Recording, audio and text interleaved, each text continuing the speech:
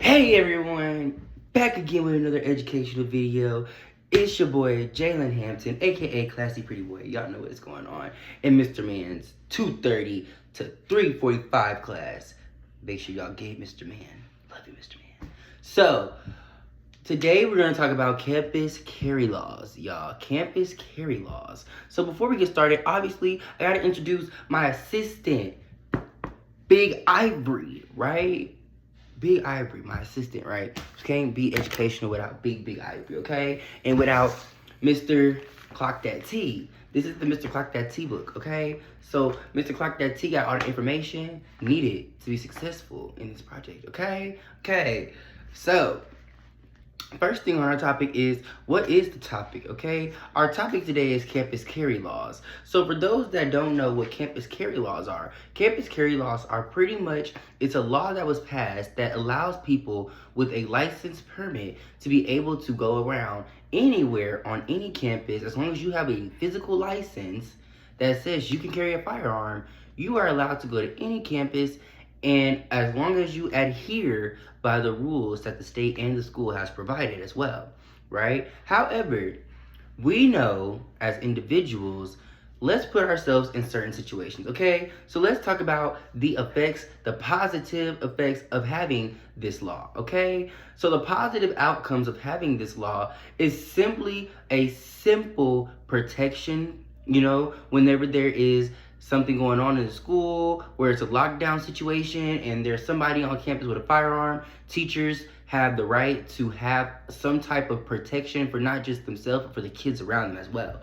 However, there are some other things that go into it as well that are positive of having a firearm, knowing that you have something to protect you 24/7, because in this day and age, it's a lot of crazy stuff going on in the world. You got kids coming up with guns, unlicensed. You got, more burglaries popping up in the school where it's leading kids to having to do lockdowns and everything like that. So in this day and age, it really is getting very, very, very, very, very difficult to, I guess, in a sense, kind of be able to adhere with that law. For me personally, I don't agree with the law regardless, simply because yes, firearms are meant to protect people. However, people can obviously turn it and use it to do malicious things, which brings me to my next thing that we're going to talk about, the negative effects of having firearms, okay?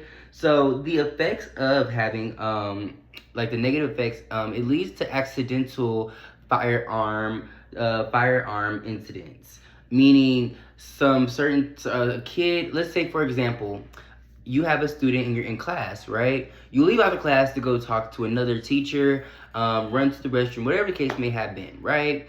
So you're running to the restroom, and next thing you know, you got this group of bad kids. You have this one bad kid that's gonna try you. You got that one that's gonna try you, and you're gonna go behind your desk. And when they make it behind your desk, they're gonna go through that drawer. And when they go through that drawer and they see what they see, which is that firearm, it could lead to a plethora of things. They could either shoot themselves, shoot the people around them, or start shooting in general, which will cause hella damage to the property.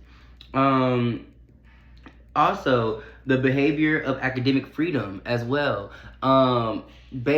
Let's say for example, you're having a class discussion about racism. Let's say for example, the teacher is not the same color as the people as what they're like talking about. So for example, let's say they're talking about Black history and we have a white teacher. However, but we know that the white teacher, he can say certain things and it might offend us as a minority. It may offend us and we may retaliate. However, in that case of us retaliating, it may turn from something so small as a conversation and something that was supposed to be educational to something that's big and now offending not only students, but students are now clapping back at the teacher based off of what the teacher is trying to convey or get across, but the students are not taking to that. So what may happen is a simple disagreement may turn into an actual full-out brawl, full-out altercation. So what that will look like is simply a teacher might feel, you know, being ganged up on, they might feel hostile, and they simply might just pull out a firearm, because there are people that simply would just resort to firearm as a constant, you know, retaliation. And it's kind of sad, honestly, which again leads to why I genuinely don't really care for firearms being within the school, because it's just too much. It's too much that goes on with it. However, there are laws saying now that, you know, in certain areas, they're giving teachers permits to actually have guns as long as you take a certain class and a certain course. Um, the way I feel about that, I genuinely, wholeheartedly, I understand it. Why? Because of the increase in crime that's happened within the school districts. However, when you sit back and really think about the stuff that's going on, just for people, just the students knowing in general that there's a firearm around, you know what I'm saying? You're gonna have kids that's gonna wonder. You're gonna have people that's gonna wanna wander around. You know, you never know who's gonna come into your classroom. So it's kind of like, it may not even be you. It may be a simple janitor, whoever, you know what I'm saying, that could put anybody in harm's way. So honestly, the campus carry law, like I said again, it allows individuals licensed to carry weapons upon campuses. It just, I don't know how I would feel personally if I know everywhere I go, I'm sitting in a room and there's a gun around. Like, I don't know how, especially when I'm trying to get an education, especially if I'm a minor trying to get an education, I wouldn't feel too comfortable knowing that I'm comfortable going to school. You know what I'm saying? Especially it sends parents in an uncomfortable position as well, because they send their children to school to learn, get an education, and now they're worried that what happens if something goes on at school, they may take the teacher off, and all of a sudden now they're not able to return because the teacher then shot them dead. So it's like, there's a lot that goes into thinking about when we were talking about the campus carry law. However, in this effect, I feel like the government definitely has a strong say-so and a strong knowledge of what was going to happen, what could happen, and what is to be happen if all of these things were to take place.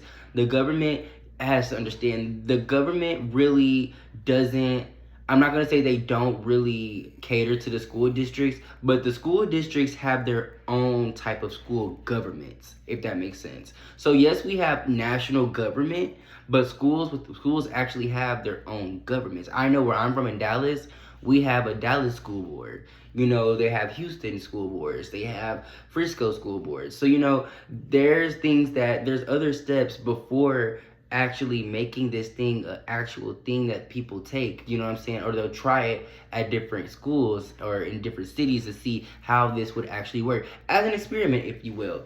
I hate this experiment. I don't find it very beneficial, honestly, because I haven't really not seen an increase or a decrease in either safety or in accidents with firearm included. So that is my presentation on campus carry laws. Like I said again, I am not the biggest fan of campus carry laws. Honestly, it's very uncomfortable. It puts people in a very uncomfortable situation. But again, thank y'all for tuning in. And it's Big Ivory, and it's, you know, classy pretty boy, Jalen Hampton. Mr. Man, this is for you, for your 230. Thank you for tuning in. Till next time, see ya.